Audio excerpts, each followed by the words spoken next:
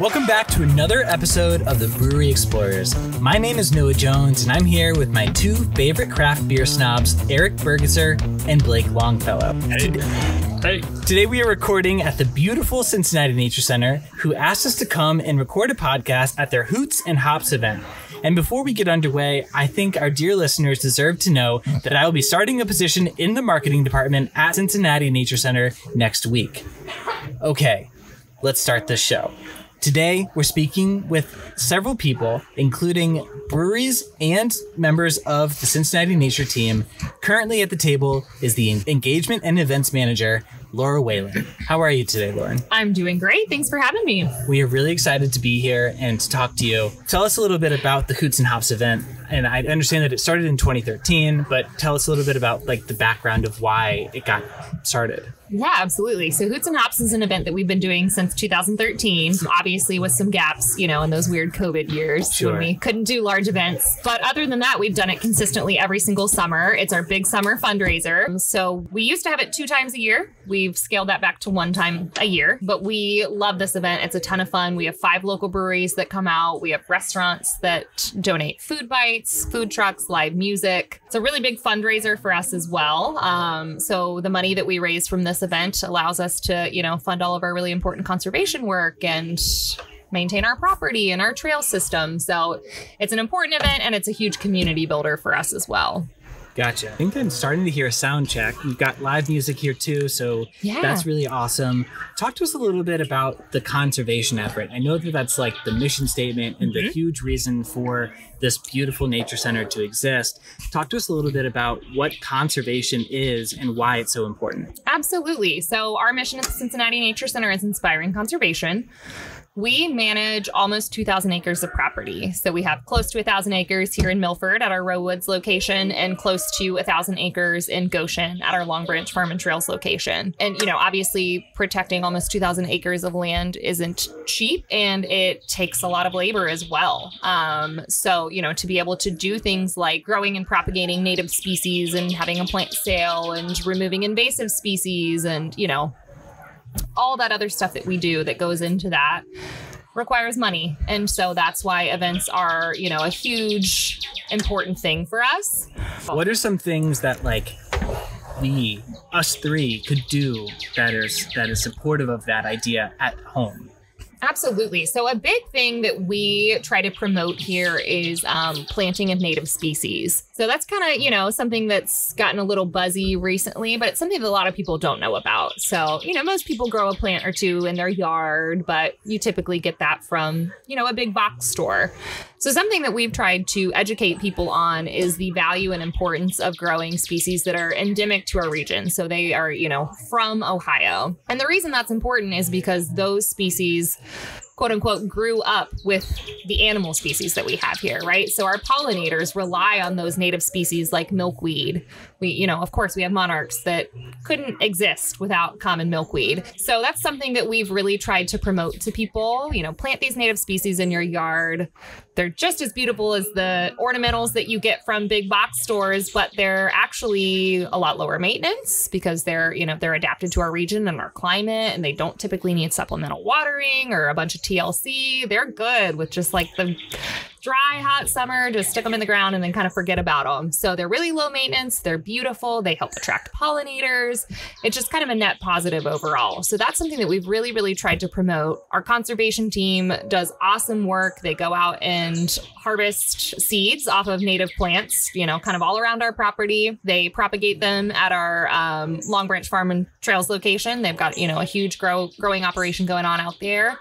And then we do a native plant sale. And at that plant sale, we grow the species that our conservation team collected the seeds from out in the woods. So it's like a full circle kind of thing. And then we get to educate the public and help them go home and put these native species in their own yards. How and where do you know what plant is from Ohio and what's not? That's a really good question.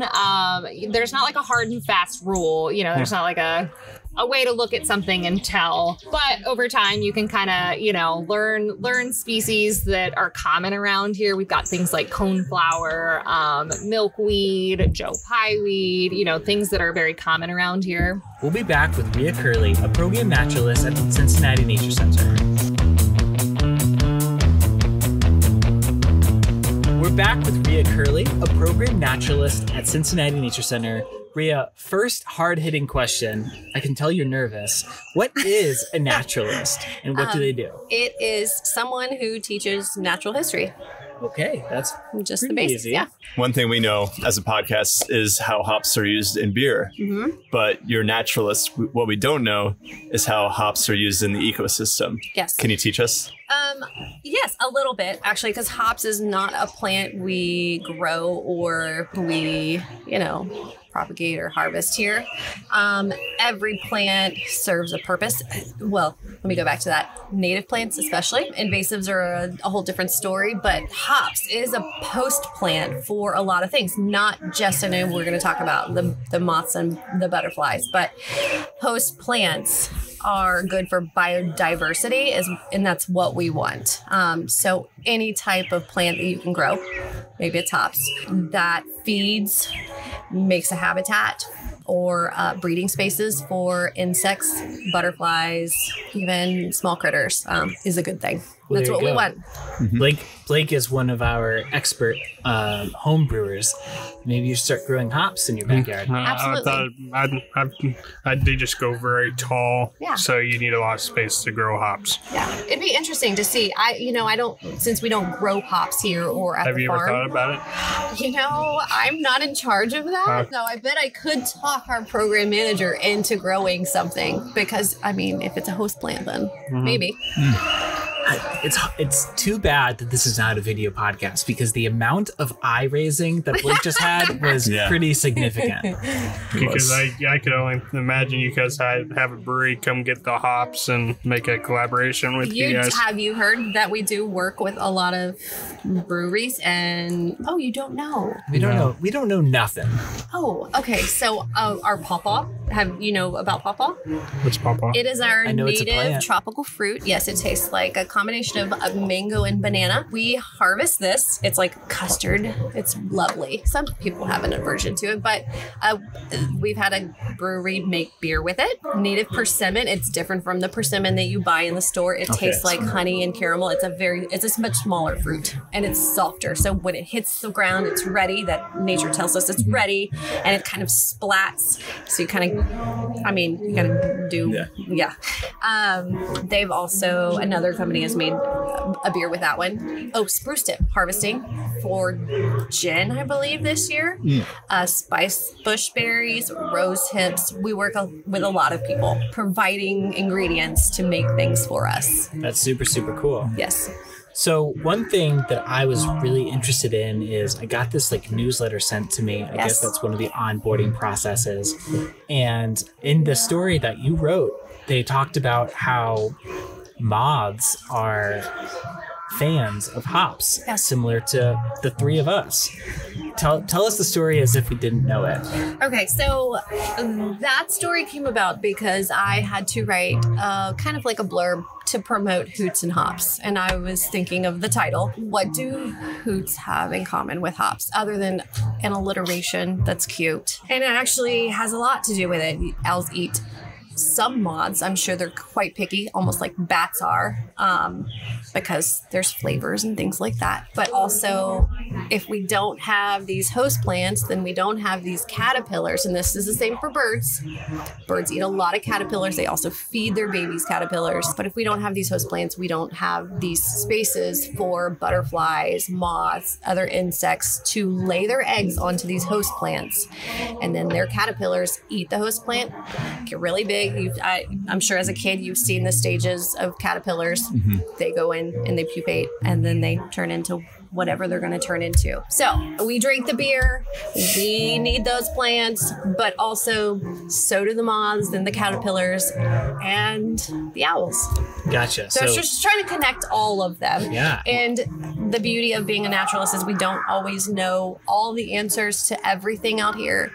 So I actually did not know they actually like beer. I feel like in my research, I remember hearing that when people were trying to attract moths, they will put out a bucket, and in the bottom they mix this paste of beer and banana and brown sugar. and they're attracted to that sweet. And so there's another thing. Only some moths eat, not all of them. Some of them don't even have mouth parts or digestive systems because their only job is to go out and produce. So they're out mating. The Luna moth out there, she most likely does not have, well, she doesn't have mouth parts. Her only job is to release pheromones. Those males are attracted. They'll find her a mile away. They'll mate, she'll lay eggs, and she dies about a week later. And most of our moths here are like that. That's interesting. Yeah. I didn't know that. Yeah. Now, when you said we don't know everything about nature, is there a frustration to not knowing everything, or is there a beauty to the mystery? Oh, such a beauty. Yeah. I work with kids quite a bit. And so even the questions they ask us will stump us. And that's a good opportunity for us to go back and look it up. So that way we know the answer next time, or just to learn something ourselves. So.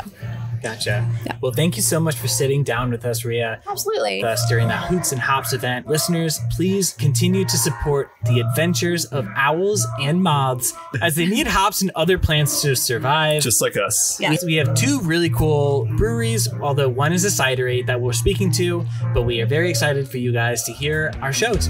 Thank you.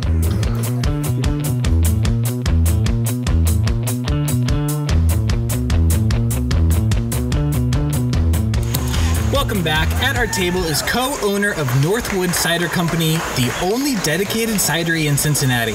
Welcome to the show, Darren Wilson. Hi, it's good to be here. It's great to have you here. So you're the only cidery in Cincinnati. Yeah. Can you talk to us a little bit about what the difference is between you all and other brewers that make cider like Rheingeist or Westside Brewing? Sure. So let's start off by saying that cider is classified as a wine in the United States by both the federal government and Ohio governments. And so for us, we dedicate our focus on cider. So in our tap room, you'll find 15 to 16 different ciders that we make. We do everything from dry to sweet and so forth. But where we really focus on and standing out in is that that we actually use fresh pressed apples from Michigan. We actually work with a specific orchard outside of Grand Rapids. And what the process is we make an order, they press the apples in the evening, ship the juice via tanker truck overnight so that we get our juice into our fermenters within less than 12 hours, where you'll find more places, especially breweries that do more of, they use concentrated juice. So, think about like concentrated OJ and things like that, where you might have to rehydrate it and all that. That's a very similar process for a lot of especially breweries that are making cider. So, but our stuff is actually fresh pressed. Okay, cool. And I used to be in Mansfield, so I know that Johnny Appleseed used to walk these parts of the country. Yeah. So it's interesting that you are the first cidery to be dedicated to cider only in Cincinnati. What was part of the process or thinking in opening that up? Sure. So a couple things. So my business partner, Joe, is gluten intolerant, celiac disease. So he actually can't drink beer. I used to own a brewery in Kentucky and sold it before coming up here. And we actually met through a mutual friend of ours. And we were starting to talk and we were like, yeah, we should, my wife and I, we miss the customers. We love the production process of stuff. And so when we met our business partner, Joe, who couldn't have beer, but actually made cider at home. I used to drink cider when I lived in England, and because it's huge in England.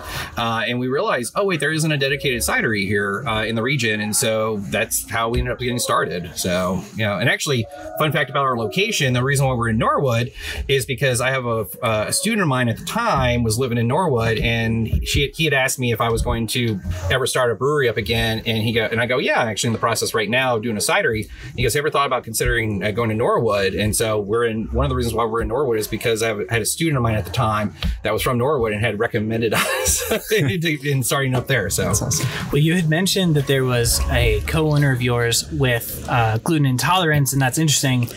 Several of my family members have either celiac disease or gluten intolerance, and I've also had to learn that they're different for different reasons. But 6% of the state is intolerant, and then there's 1% of the state that is suffering, I guess, from celiac disease. So I'm assuming that there's a growing market in cider. Is that true? Yeah. I mean, so cider is gluten free naturally, right? Because we don't use any grains, anything like that. So a lot of people come to us because of that reason.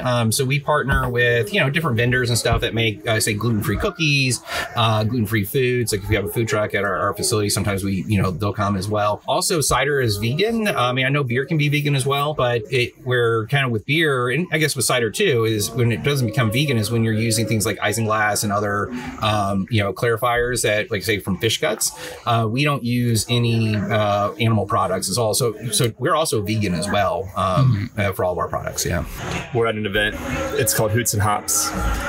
And you guys don't use hops because you're a cidery. Right. But can you talk about how cider is still connected to nature? Yeah, absolutely. I don't know if you all want to talk about it now, but the cider that we have in front of us here, which is floral, this is our one of our sweet ciders. We actually back sweetened it with a simple syrup that we made ourselves, and we seeped rose hips and hibiscus in it in the process. So we actually took rose hips and not lavender. We do have a lavender cider, but rose hips and hibiscus.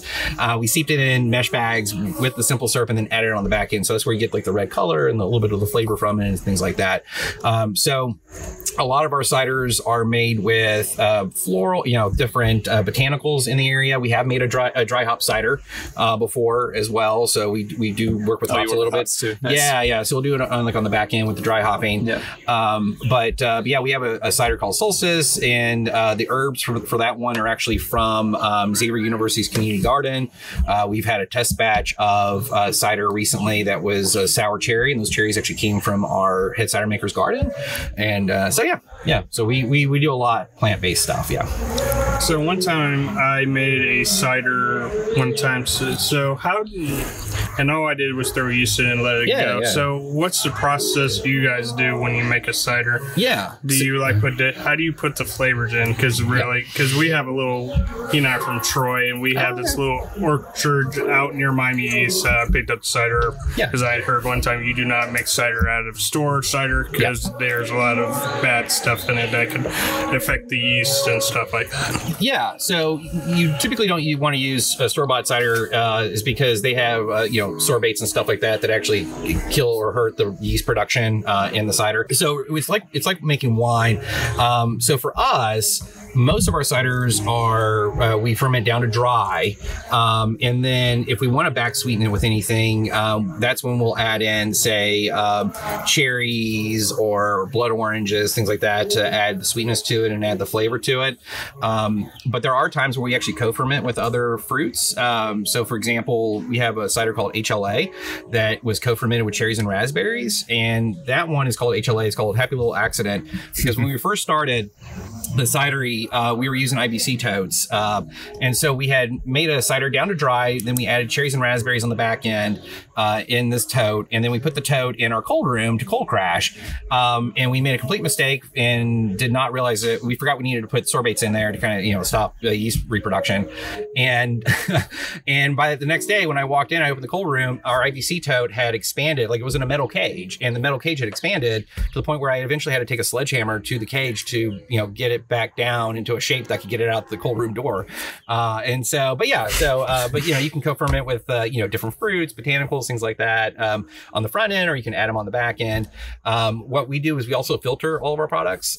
So we try to make it as clear as possible, and also to protect against any yeast that, as we transfer to a bright tank to carbonate, doesn't go along there too. So is there a difference between your cider and like you hear these hard ciders that are coming out now? What's the biggest difference on them? I guess in the United States we call ourselves a hard cider, but really the biggest thing is, once again, it's about the apples that you use. So for example, the United States is really great at producing apples, but the problem is we don't produce very many cider specific apples, and the cider specific apples are the ones that are very bitter. They have a lot of tannins in it. They're very acidic. They're called spitters jokingly because like you would bite into it and you'd spit it out because it's so bad. You wouldn't want to eat it. So that's where we actually go to places like we get our apples from Michigan, is because places like Michigan, the Finger Lakes region in New York, the Pacific Northwest, parts of the Blue Ridge Mountains, a lot of orchards are starting to grow more cider specific apples, and they add that body, that acidity, those tannins to help with the bitterness and the overall mouthfeel to the cider. And so that's where we kind of stand out for a lot of ciders, is that we try to make a blend of those table apples that add a lot of sugar to it. That's what's most common in the United States, but also those other ones ones that provide an additional body, those cider specific apples that you'd find like in Europe and stuff. So would you want to use like a Granny Smith? Are they typically good, or like a Pink Ladies are delicious? Yeah. So you would use them as potentially as the body, but then, you know, you're looking at things like Kingston Blacks, Yellowington Mills. Actually, I grow those too. For example, in my backyard, I had planted a few apple trees years ago. You know, like Liberties as well. You know, things that are a little bit more acidic, less sweet, more acidic. That makes sense. You know, more tannic. You know, to kind of help balance it out, kind of make it more well-rounded ciders. So, okay, great. And then on your website, you talk about how your cider is health conscious. Can you talk with us a little bit about how? Yeah. So, I mean, once again, we're not using concentrates. Like I said, we're vegan. We're, you know, it's obviously cider is gluten free. You know, we really focus on, you know, making sure there's nothing artificial in the ciders as well. You know, it's really about, you know, connecting back to nature. Like I said, I mean, a lot of our stuff, some of those botanicals that we use, some of the fruits that we use on the back end are even come from local gardens. We're hoping to start this year, actually getting a kind of crowdsourcing apples from people, because, you know, there's a ton of apple trees in the Cincinnati area. And we love to do like a community blend cider where we encourage people during the fall as apples are dropping.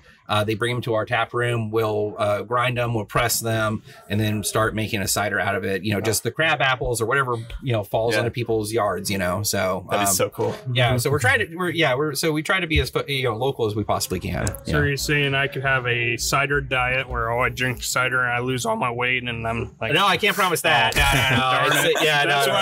You just missed out on a huge endorsement. No, I know. Well, no, but here's the thing though, is so 1903, which is our dry cider, which is also here at the event. That's actually one of my favorites because there is no residual sugar. So this is the thing about beer, right? Is that when you ferment a beer, there's always going to be some sweetness to it, right? That's the reason why you add the hops. The hops add complexity and they balance out the sweetness from the grains, from the malts. With cider, you go all the way down to dry. So there's no residual sugar left. So it's like a dry wine. So, I mean, we do get people who are, you know, diabetic or, you know, trying to cut down on sugar and stuff that will go stop drinking beer and go with something like a cider or a dry wine because there's not as much sugar left in it. Because the yeast has eaten all that sugar to create alcohol. Yeah. So, yeah. I had no idea. Yep. Because my dad's diabetic, and what he's noticed is he has to do like IPs and lagers are what's better for him, even though he loves stouts. But he always notices when he drinks a stout, his blood sugar will start going up because of the stout. Oh, really? Yep. Well, that's really, really important information. Darren, where can people find Northwood Cider online? Yeah, so you can go to northwoodcider.com. We're also on Instagram and Facebook, just Northwood Cider Co. or you know, company. And then our taproom location is in Norwood. We're at 2075 Mills Avenue in Norwood. If anybody's familiar with Norwood, we're right next to Victory Park, which has got the giant tank on it. So great. Yeah. Well, Darren, thank you so much for sitting at our table at the Hoots and Hops event. That is kind of a tongue twister for me. I tell you what, we really appreciate it, and we cannot wait to come back and try your beautiful floral cider again. All right, cheers, y'all. Thank you. Cheers.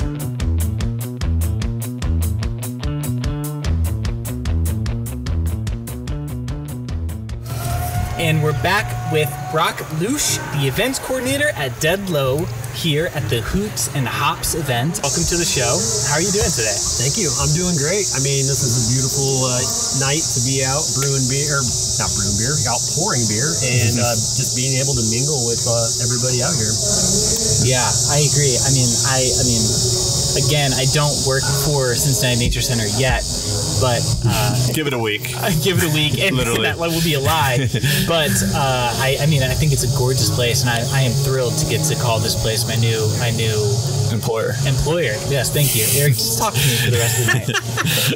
Just finish all the sentences. It'll be okay. That's how we're gonna get through this. I can tell already. So Dead Low has been around for 5 years. You're coming up on 5 years in October. Yeah. Talk to us a little bit about what Dead Low is and all the different cool things that you guys are up to. Yeah. So we're located on Kellogg Avenue, right down the street from what used to be Coney Island, and the reason that we're at that location actually is because we're a mile from Riverbend. So kind of a prime location for being able to come and get some good food, get some good beer, and then walking down to go see a concert. It's a nice location for that. But yeah, we've been around for 5 years. We opened up 6 months before COVID, fought through all of that. We actually did some different things to stay afloat with, selling growlers, letting people do drive-throughs, some of our food being sold, and then also too just doing some work with traveling nurses and stuff, and actually letting them set up campers and stuff back behind the property. So definitely a lot going on there. But yeah, coming up on 5 years, we're really excited, and that'll be coming up here in October. Like, one of my biggest favorite memories of you guys is your po' boy. Oh yes, yeah. Your beer's good too, but not many people make po' boys, and it was so good. I always tell folks, because anytime you mention like, oh yeah, it's a brewery, they kind of sometimes will give you a weird look. We're like, we are a restaurant with a brewery attached to it. Like it's a full menu out there. We've got everything: pizza, burgers, po' boys. We've got fried green tomatoes, which are a huge, that's a big draw. We've got some of the best pickle chips, and then honestly, bar none, the best wings in town. Ooh, that's really Cincinnati. Yeah. I'm serious. They are the best wings in town. We've had so many people say that. So, and I know there's some others around here that make good ones too. So we'll definitely put it up against anybody in a matchup. So, well, invite me to that. I will be the judge. Come on down. That could be the next issue of the Brewery Explorers podcast. There you go. I like that little wing off. Being so close to Riverbend, I have to ask: do you notice like certain acts, the crowds they bring, will they gravitate towards a certain beer? I don't know specifically that, but I would imagine that would be the case. I know that different acts bring in a crowd compared to some others. Like Luke Bryant was here in town recently. Right. Holy that cow. Country. Line out the door, around the building. It was wild. And people will wait. Like, that's the nice part. And two, we have like our patio out in the back. It's a huge deck. And so there's lots of space to be able to sit around and things like that. Our biggest issue is always parking. Yeah. But other than that, we definitely get a good draw from concerts. Awesome. So do you ever get any like famous people come in after a show or before a show? So we did have I forget where it was. It was last year when Willie Nelson's his like big day-long show that he does. I forget who it was that actually came in, but we had one of the like band members for one of those groups that came in with his family, because I guess he grew up here, but he doesn't get back here very often. And so they're like, we're going to all meet here. So we actually had tables set up for them, but no one really knew except for like employees that they were even there. So Gotcha. Well, that's nice. That's a good place to be secluded then. It is. Yeah. I would love to be able to, be like, hey, like, Luke Bryant, come on in. And like, because we've got, along with all the restaurant space, we have a room downstairs called the Riverfront Room that actually has a private entrance, its own bar down there. And so it's this great space for having events like that where someone could seriously just sneak in. Or our fun thing to do is we do once a month comedy shows and improv shows. And so it's just a nice space. It's got that old comedy room feel to it. I had no idea. That's cool. Yeah. So there's this beer in front of me that's been making fun of me to drink it. Yeah. Tell us a little bit about it. It's new, right? It's not new. It's newly canned.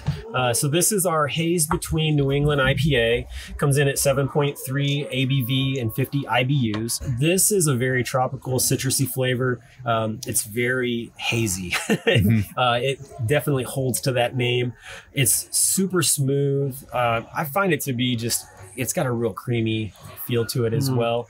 But anytime anybody tries it, they're just like, wow, this is delicious. It's always been something we've had like on tap, but it's been so popular that we've started our canning line and had a lot of different things in, and we just started canning this. So this can now be found at a lot of the local stores in Cincinnati and also in Northern Kentucky. Very cool. Very cool. Yeah. So on top of the beer we're trying, you also seemingly have a great mix of beers and food. You already sort of told us that you don't consider yourself just a brewery, right, but rather a restaurant that makes their own beer, which is new. I don't think we've ever talked to anyone who's ever done that. What's that like? Is there a real hierarchy then in priorities, or is it sort of like one person's dedicated to one thing and then the brewer is dedicated to food, and then you don't really cross paths until they get on the table? Oh no, there's definitely a lot of mix and match that goes on. So like, for instance, like our stuff that's beer battered, they're coming in and they're filling up huge pitchers to like throw in to make, like the fried green tomatoes, the fried pickles, like all that kind of stuff, like anything like beer cheese, all that stuff they're using it. So there's definitely crossover there. And then also too, pairings from time to time with different things, whether it be a dessert or we even do an event where we do some pairings, is also another way that they mix and match. So it's more along the lines of just letting people know, like, hey, like when you come to our brewery, it's not like going to one of the other breweries where you can just walk in, grab a seat, and immediately like start having your experience. You're going to come into our place and you're actually going to be sat by a hostess. So there might be a wait time involved, which is something that a lot of people have a bit of trouble with because they want to just, oh, you're a brewery. Like, we just want to come in and sit down. And it's like, oh, sorry, like we have this wait. This is, we'll get you sat as soon as we can. So that's the difference really when it comes down to like a restaurant with a brewery attached to it. But definitely the food is top notch there. So one of our friends of the show, Gnarly Gnome, I remember, I think he may have written it or said it in a podcast. He does so much media that it's hard to keep up. Yeah.